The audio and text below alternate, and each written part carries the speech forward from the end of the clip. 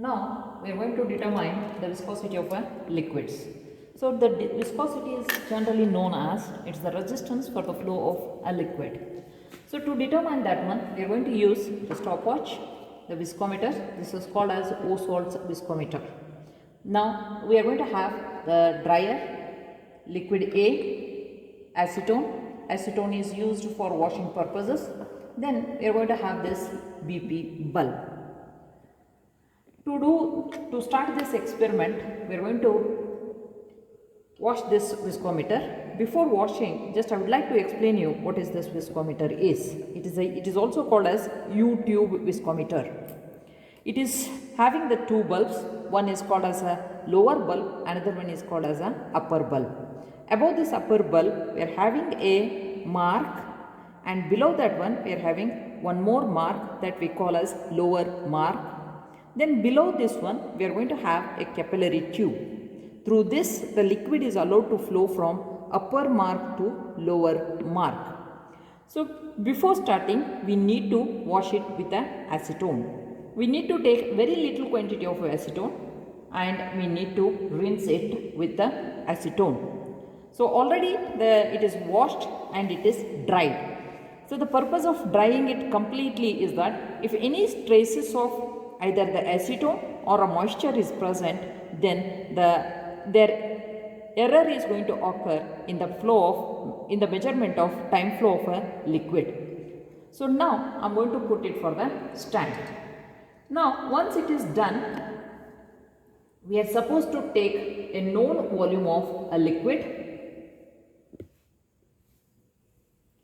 To take the liquid, I have taken a burette. In that I have taken the liquid A. So the liquid A is there. So now I am going to fill it in the wider limb. So I am going to take a measured quantity of this one. So right now it is measuring 20. I will take around 20 ml of this solution.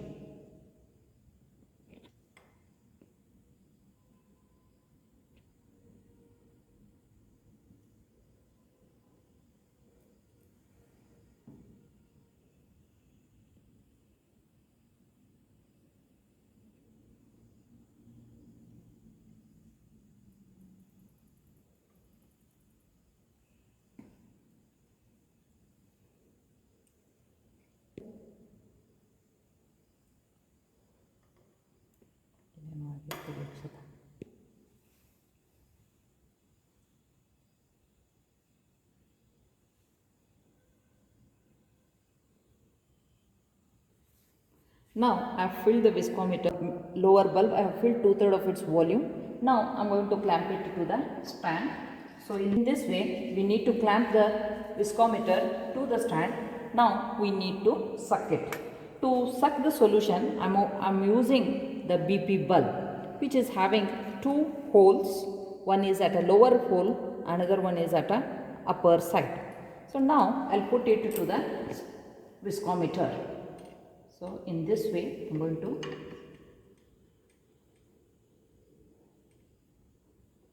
fix it. So now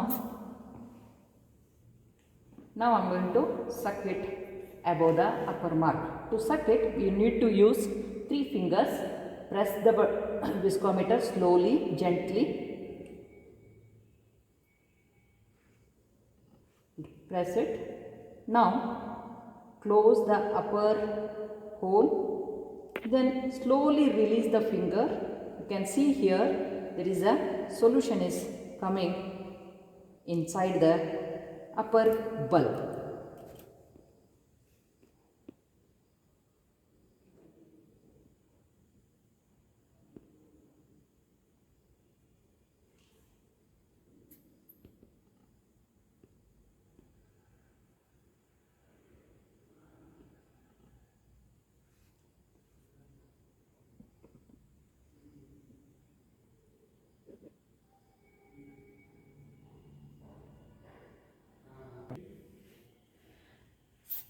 Now allow the solution.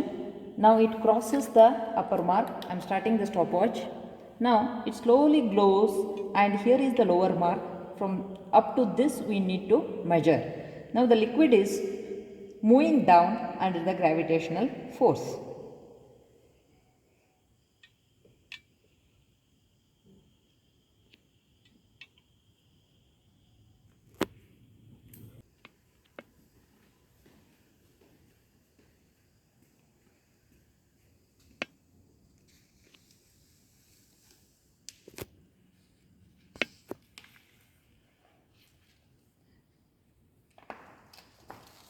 So now it is crossing the lower mark. Now we need to stop the stopwatch. Just a minute. So now stop it. So now we are measuring the time flow. We are measuring the time flow in seconds. By seeing this one, it has taken 1 minute 20 seconds. So it means it is going to be 80 seconds. So I'm going to write the time flow of a liquid which is in a seconds. So here I am writing it as liquid A. Then the first time flow is 80 seconds. So similarly, I am going to find out another 2 readings, then I will go for water. So similarly, I found another 2 readings. I found that the second one is 81, third one is 80. The average of these 3 readings, I got it as 80. Now I need to go for the time flow of a liquid, time flow of a water I need to measure. To measure that one, I am going to transfer this liquid into the same bottle and I am washing the viscometer with. So instead of transferring the liquid into the bottle, I have taken it into a beaker.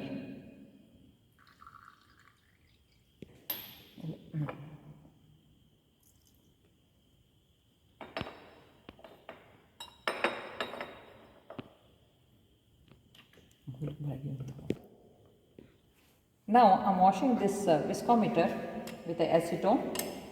I will take a very small quantity of acetone on both the limbs. Then I am going to rinse it.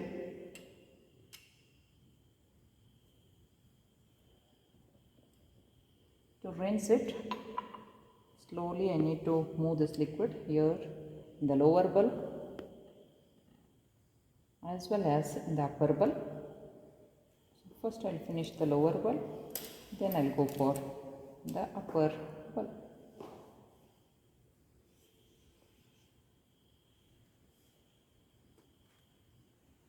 Okay, I will suck it this side.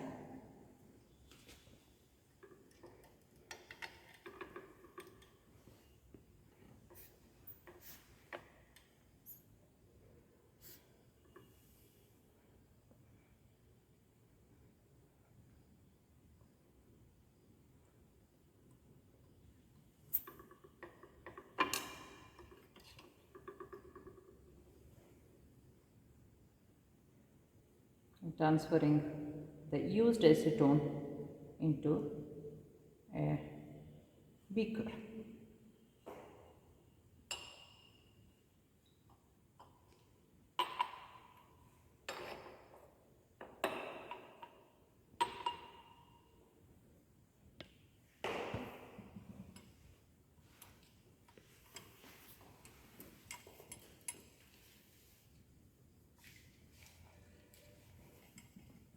Now I need to dry it with the help of hot air blower. So generally we call this one as, this is hot air blower. Using this one, I am going to dry it. Now I have dried the viscometer and filled with a same volume of water. Now I am going to suck it above the upper mark. Now this water is above the upper mark. I am releasing. Once it crosses the upper mark, I am going to start the stopwatch.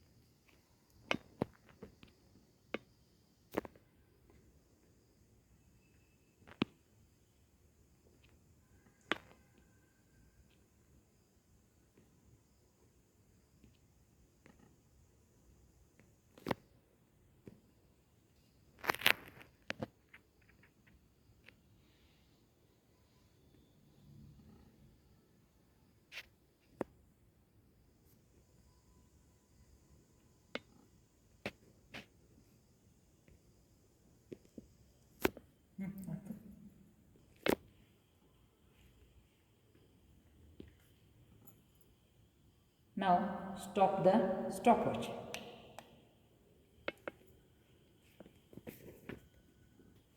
Now the reading is 1.47, so it means that 107 seconds it has took to flow from upper mark to lower mark. Yeah, similarly I got another two readings. The two readings are, one is 108 seconds and the third reading I got it as 108 seconds. The average of this one is going to be 108 seconds. Now we'll go for the calculation. We need to take the laboratory temperature, so it is taken as 25 degrees centigrade. Density of water at 25 degrees centigrade is 0.9987 grams per cm cube. Viscosity coefficient of water at 25 degrees centigrade is 8.937 millipoise. Density of a given liquid at 25 degrees centigrade is 0.8623 grams per cm cube. Now, the formula for determining the coefficient of viscosity of a liquid is eta L is equal to dl into TL into eta W divided by dW into TW. So, dl represents the density of a liquid, dW indicates the density of water, TL indicates the time flow of a liquid, whereas TW indicates the time flow of water, and eta W indicates the coefficient viscosity of water. Now, we have substituted the values and we found that the viscosity of a given liquid at 25 degrees centigrade is 5.7 millipoise is the reading. Now, we need to write the result. The viscosity coefficient of a given liquid is 5.7 millipoise. Millipoise is the unit used to measure the viscosity of the liquid.